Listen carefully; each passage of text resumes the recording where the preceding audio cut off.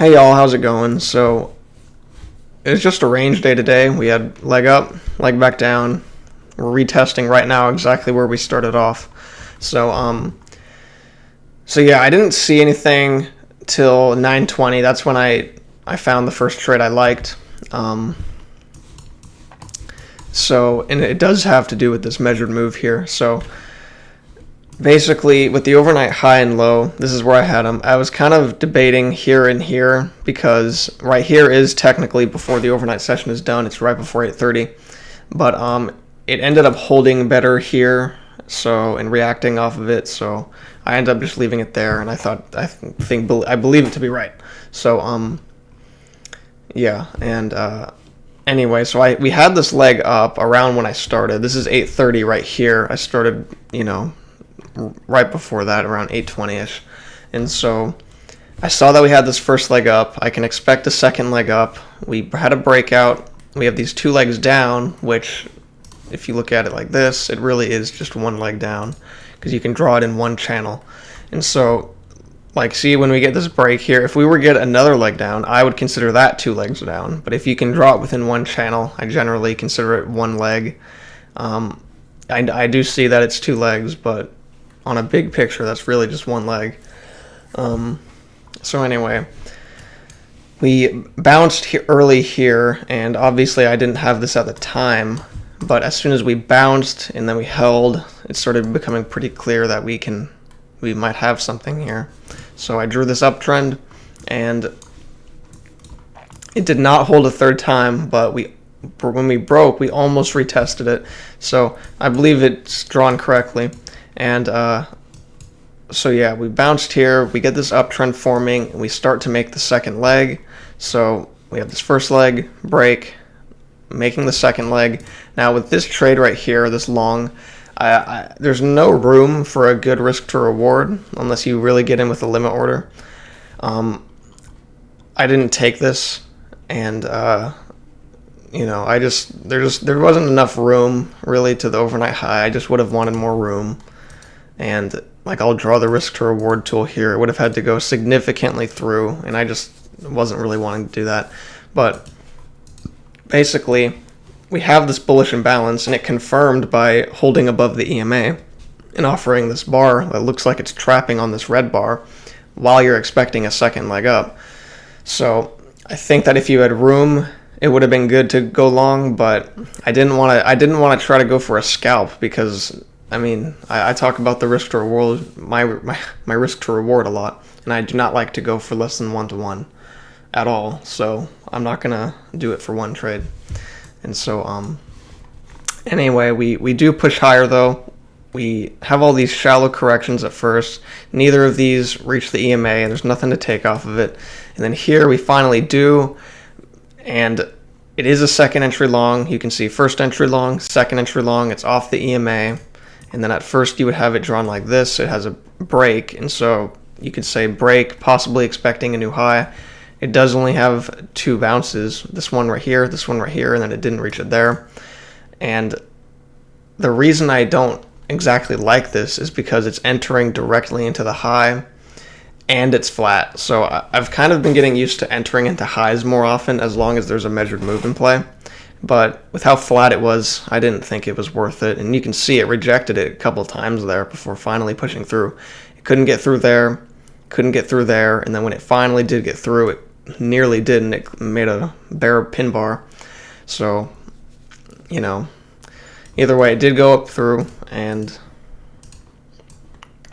I ended up extending it to there. And so this trade here, this uptrend was technically in play, but it's not confirmed. It only has one bounce. It only has, two bounces off the lows so far, and so you need 3 to be confirmed. And then with these lows here, with these highs here, it broke through. If you put it there, it broke through a couple times, and then you would have to keep raising it, and then it broke through there. So the trend isn't extremely consistent or anything. And then we made the measured move at this point here, but we're overshooting in here, and then we finally get a good setup here because we have these two legs up here. And so off these highs, we form a 1, 2, 3, 4, that's a quad top. We're in this range, And then someone earlier in the site, they asked me, because I posted my chart pretty early, they had their range drawn like this, and they were asking me why, like how was I expecting to know that it was down here, because it ended up holding so well. They asked me how I, like how I knew that. And here's a way to guess that. You draw a measured move for the range. Everyone knows this rule. I mean, not everyone. I don't mean to say everyone, but anyway. So if you draw this, it ends up going directly to that wick, but I generally don't like drawing them directly off the wick, so I just put it to the body to be safe. And so, I know it's a valid measured move, and I know I can lower the range, and it ended up holding off of it. So yeah, that's what I was doing. That's why I left it there. That's why I was okay with going, past this area with this target, because we had a measured move for this range, and I knew that I could push it down to here. So that's what I was thinking. It's perfect measured move. These two legs up. We have room down to these the range lows, and right after these two legs up, reaching the measured move. So to me, it looks really good. So anyway, then we really just have this one leg down. So it's just a strong push down. You can expect it's a possibility to fade the overnight. So when we get one push down like that, I don't want to just immediately buy, and then we get that second attempt right there. And I see that right there, but that would be in the same trend line right there, so I don't really consider it. But when you get a break of that, we get the second attempt right here, and it can't even get above the EMA, and it's not a coincidence. It couldn't get above, and then the next bar couldn't. So I really don't see any good longs here. And yeah, and also one other thing is it's right after these overshoots, and those do often lead to a break. Now you do have a couple attempts down here, but it does reset here after this two-legged move, so I would be very wary of that, and I don't think it's very good at all to enter there. So that's my opinion on that. And then I drew this uptrend, drew them off that. It fit off that. I did eventually kind of just drag it to it because it was a little bit different, but I figured I could do a cut because it's so close, and it's right off of those bars, so I thought it fit pretty good there. Oh, whoops. But yeah, it's right after this overshoot. It's in kind of a confusing area because you're overshooting again after you've already been overshooting, and then you could be entering into it. And then really, I think I should have just I didn't raise it in real time, but yeah. So here you can see we have this short-term uptrend break, expecting a new high, but whether you look at it as having an overshoot or whether you look at it as just bouncing, it's really just, you do need two attempts before you can enter, because an uptrend is like a range, or any trend is like a range. When you come off one side, you're expected to reach the other side. Unless you get two attempts to reach it that fail, then you can bounce early. And this is just one attempt, and I see the first entry long, second entry long, but really that's just congestion and then one leg down. So that's how I see it. And so uptrend, break, expecting new high, just a first entry, right after getting past this measured move. And so we went past the measured move, and then we just get one push down. It does not seem very good to me, so I don't like it there. I don't like going long there. And then yeah, some of the most annoying parts in trends are when you're just kind of hanging around the highs the whole time. And then we overshoot again. It does work really well. We overshoot. Same thing here. Kind of like there was just congestion, then one attempt lower. Congestion, then just one attempt lower. And it rushed below the EMA. So I just don't see any good longs there. Nothing that I would want to take. And so we push higher. It looks like we could extend this again. Fits well. And then here we finally start pushing down. We have one push off of it, second push off of it.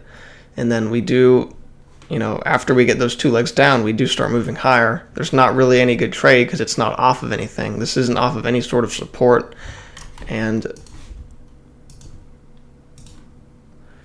we have this downtrend, even though like look at the sizes of this. So small congestion, bigger push out, but it's still kind of small, and then bigger congestion, bigger push out, still relative in size. These are both relative in size. This right here is kind of just a congestion and then another single push out.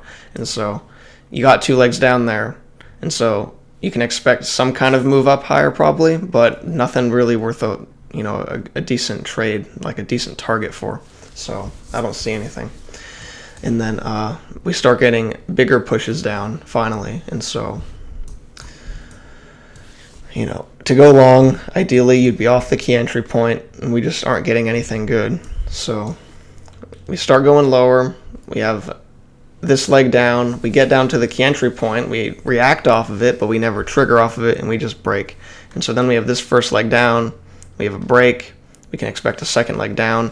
Now, this trade here, I don't think is worth going for more than 1-to-1 because it's really congestive. You wouldn't want to push it far out of that. It's certainly not past the swing. And the main issue is uptrend break. It's clearly trying to make a new high, and it's able to get a little bit through the EMA. But the entry is closing back below, and it's trapping because it ticked higher, and then it's closing down below. And then if it ticks lower, it's going to stop some people out. So I think it's worth going 1-to-1 on, but not more than that. But here, look at this. So now you have uptrend break, first attempt higher, second attempt higher. And I should mention quickly, there isn't a third bounce off of here. So some may say, well, then why are you expecting new attempts to a new high? And that's because the highs were fitting good. I mean, I know they broke every time, but it once there, second time, and then it breaks, and then you raise it higher, it fits a couple times, and then it breaks higher, fits a couple times. So I do think it's valid. And so the uptrend had a break, you had a couple attempts at a new high, and then this one, I missed this trade. This one I actually missed. I literally was not in the room. I was downstairs making food, making lunch, and yeah. Usually I like to eat at my computer, but I did not want to do that. I just wanted a break. So, but yeah, let me explain this more. Because this short-term uptrend here only has a break, and it doesn't really have any attempts at a new high before the entry would have been. And so what I think of it here is it's the second attempt for this bigger uptrend. When it closes below the EMA like this, it's probably going to do pretty good. And you would basically, what I would do is just push it down as low as possible, but not exceeding 1-to-2 risk to reward, or not going past, I didn't mean to say receding, not going past this measured move. And so, I wouldn't want it to go more than 1-to-2, and if the measured move was smaller, then I wouldn't want it to go past the measured move either. But I also didn't want to have to go through this trend line, or I wouldn't want to have to go through this trend line. And so what I would do is I would just push it as far as I can. Each bar forms, lets you get a little bit more room lower, and then 8 points is what you could get before it has to touch the trend line. So I'll extend that here. That's 8 points. So yeah, I missed that. Unfortunate. But yeah, the reason I don't care about having another attempt is because it just basically closed straight below the EMA after a big picture second attempt at a new high for this uptrend here. So that's what I'm saying. And then we go into this downtrend. So we have these highs, lows, they fit pretty good seemingly, but then it breaks. It does have an overshoot. And so we overshoot, and then we get this push higher. You can see there's a couple legs, but that's really just one leg. And then we have this break, a couple legs higher there. And about these measured moves, so I'm going to draw this bigger measured move here, and then if I copy it over, it basically goes right to the smaller measured move. Now, this one does retest all the way back down here and make a double bottom, but it's extremely common to where if you have a big leg and then a break and then a couple smaller legs to it, it will they'll match measured moves. So the bigger legs will obviously, it'll have its measured move, but then each leg will be made up of likely two smaller legs. Just like this leg here is made up of these two smaller legs, the second leg will also be made up of two smaller legs, and the two smaller legs will usually, assuming the measured move is reached, the two smaller legs will be perfectly sized to where they'll be even and reaching the same measured move as the bigger legs. So that's just something to look out for. And I'm going to remove these just to unclutter stuff. And yeah, so we don't reach it. We have a couple attempts to reach the measured move, and then we fail. And you really can't go short into this because you have the overnight high here. So it's kind of just a risky area to be shorting at. So especially when there's support and a measured move in play right after an overshoot, it's just not worth it in my opinion. But it does recover. We push lower, and when you get an overshoot and then the channel it still holds on the other side, then you can look to extend this down to here, this trend line, extend it to the overshoot, and yeah, so we push lower, we get this failed second entry.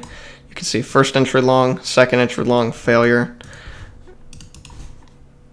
I don't like it, but because it's really just downtrend, break, first attempt lower. That's so insignificant right there. I don't even consider it really. It's all part of this one structure. And then you only get a clear break up here. And you might say, yeah, but what about these wicks? When you're looking at the price action levels, I mean, you can clearly see there's congestion there, and then that's a breakout on some level. I think if there was a good entry that was closing up here that you could have room down to here, that absolutely would have been good. There's perfect context for that.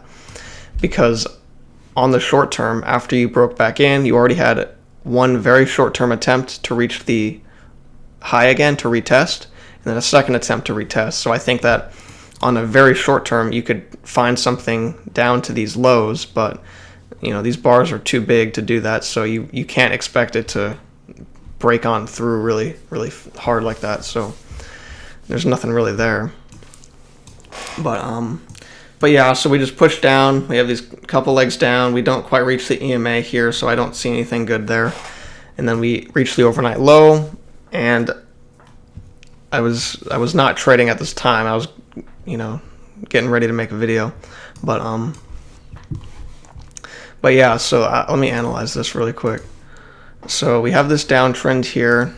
I don't think this is good, because it's just, you're cutting it too close. You have this big downtrend in play, which doesn't always invalidate it, but if you do go long inside a downtrend, you'll usually just want it to be off of the other trend line here. You'll want a couple of smaller legs down to the opposite trend line, and that's what you would do. But you don't reach it here. You just reach the overnight low, and it looks like there could be some room to this trend line here, but it's just you're in two downtrends. I don't think going long would be a very good idea.